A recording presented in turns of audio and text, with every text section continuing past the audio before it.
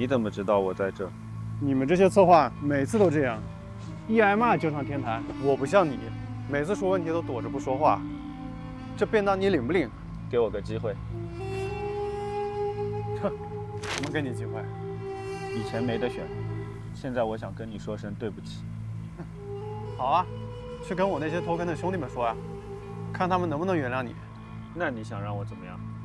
把 bug 一个不剩的改完，改到我满意为止。安排。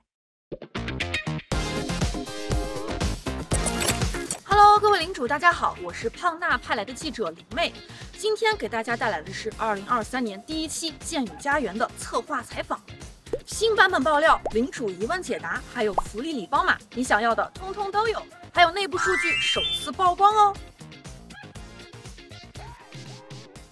坐在我身边的这位呢，就是《剑与家园》的策划班长。大家好，我是班长。刚才看你从会议室里出来，开什么会了吗？我们刚才正好是开那个玩家的建议会。这个建议会呢，主要就是有一些专门的同学来帮我们收集社区内的一些玩家的反馈。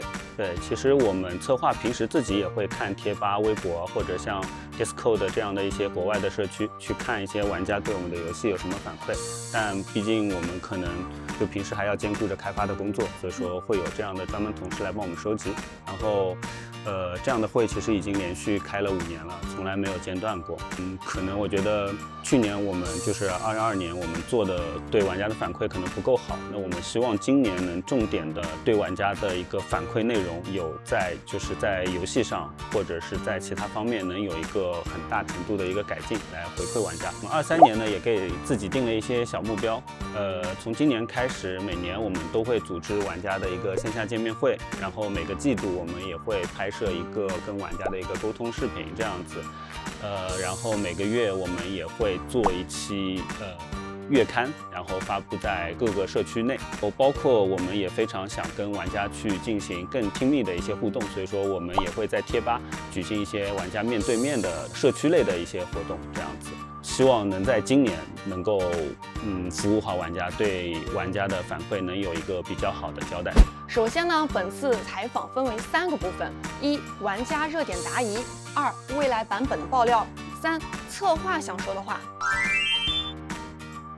我们开始第一个环节啊，我准备了一份近期的玩家热点问题。我们战斗的时候啊，特别卡，怎么解决呢？其实战斗卡这个问题我们非常的关注，因为我们经常看到贴吧的反馈也好，以及很多玩家会向我们的客服进行投诉。然后这个问题的话，其实因为我们游戏的战斗非常特殊，所以说它是由性能导致的。那一般来说，性能可能就分为计算和渲染2块。那我们正在分别的解决这2个问题，并且我们已经有了一些完整的解决方案。那目前来说的话，我们可能在3月份我们会对这个卡顿的问题进行一个非常有效的一个解决。那因为确实是一个比较困难的一个问题吧，然后需要我们的团队一起努力来攻坚，所以说希望大家再给我们一点时间，我们能在3月份为大家解决战斗卡顿的这个问题。战斗中使用的单位、战斗双方的网络条件、手机设备情况、服务器波动等等都会影响。程序大哥，你先别下单啊！能把免伤属性后面的小数点显示出来吗？可以的，这个我们会在近期就安排这个内容。战斗策划一直准备，玩家大大要看，给他们安排。那巫妖太强了，会削弱吗？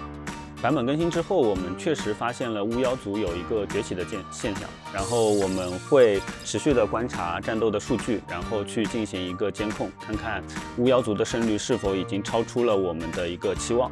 然后后续的话，如果数据确实我们从当中发现了一些问题，那我们就会进行改善。然后改善的方向的话，我们会想着可能就是去平衡5个种族的一个克制关系。然后我们希望每个种族都能出现在战场上，然后能对其他的种族进行一个克制，这样子。都说一代版本一代神，平衡性这道题实在太难了，我不会做啊！还有啊，现在的英雄啊都太强了，都没有人上部队，都上英雄，这个会改吗？其实英雄和部队都是我们游戏中非常重要的一个作战单位，然后他们往往会随着我们推出一些新的内容而做一些改变。那这个我们会持续的观察玩家的一个布阵情况，然后如果确实有非常极端的情况出现，那我们一定会努力去修复这个问题，让战斗保持一个平衡。是否会对利亚和安德烈魔墙的问题进行调整呢？这个是一定会调整的。然后我们现在的策略就是我们会通过增加城防来提高这种行为的一个成本。是否考虑增加战场的布阵范围？其实我们现在战场的布阵范围已经足够大，然后我们的战斗也非常有深度，然后非常复杂。那么如果再增加战斗这个布阵范围的话，我们担心就是战斗会变得更加不可控，那么玩家的策略会可能超过我们所能控制的一个程度，并且它也会给玩家带来新的一个养成压力。另外，刚才提到的性能也会带来新的性能问题。那所以说，我们短期内是没有增加布阵范围这样的一个计划的。最近啊，没什么新东西可以玩了，想问会不会出新的活动呀？这个是一定会出的。2023年我们会推出非常多的新的玩法以及活动来丰富玩家的一个游戏内容，并且我们也会对老的一些游戏内容进行优化，来减轻玩家的负担。好，领主的疑问啊就先问到这里。那么接下来是我们的第2个环节，未来版本的爆料。请问班长，我们最近会更新什么版本吗？首先3月最重大的更新就是我们会推出一个商店的更新版本，来解决我们玩家的这个战斗卡顿的这样的一个问题。然后在3月我们也会推出一个全新的一个玩法，那具体的一个玩法规则呢，我在这里先给大家卖个关子。那希望大家到时候来更新我们的版本，亲自来体验一下这个玩法。那我们也希望在后续的版本当中能继续保持这样的一个更新频率，让玩家不断的有新的内容。并且在后续我们也会持续的更新像英雄皮肤啊、兵种皮肤啊这种外观类的内容，来让玩家有更多的一个外观选择这样子。请大家期待后面的版本吧。哇，很期待新版本的内容快点更新上线。接下来呢是我们最后一个环节，身为策划有什么特别想跟玩家说的吗？其实想要说的内容有很多，那就借今天这个机会，想先跟大家说一下，就是2022年，其实我们确实还有很多地方做的非常的不足，以及可能没有及时回应玩家的一些期待。那在2023年，我们会花更多的努力以及更多的精力，来让剑与家园这款游戏能变得更好，陪伴大家走过更长的一个岁月。这样，相信玩家大大们已经充分感受到了班长满满的诚意。本期的策划采访啊，就先到这里，先别走开。视频的最后啊，还有福利礼包码哦。当当当，彩蛋环节。我们将在5到6月份下期节目开始前修复好大家最关心的一些问题。那比如说就是刚才我们反复提到的一个性能问题，以及像莉亚、安德烈啊这些英雄的一个魔墙的问题。还有就是玩家比较经常反馈的，想要一键熔炼粉装啊，以及其他一些就是方便玩家操作、帮助玩家减负的一些问题。然后并且呢，我们也会推出更多的一个福利内容来满足大家。